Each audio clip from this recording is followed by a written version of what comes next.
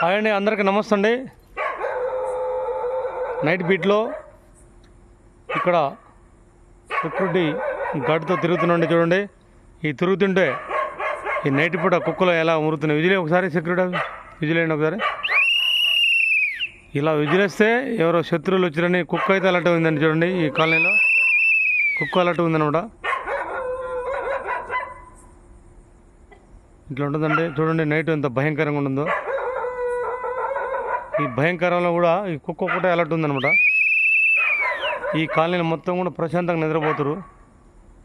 ఇక్కడ security గార్డుని alert చేసినాం. మేము కూడా తిరుగుతున్నాండి అని చెప్పి ప్రతి గంటకి ఈ ఏరియాలో తిరుగుతుంటాండి.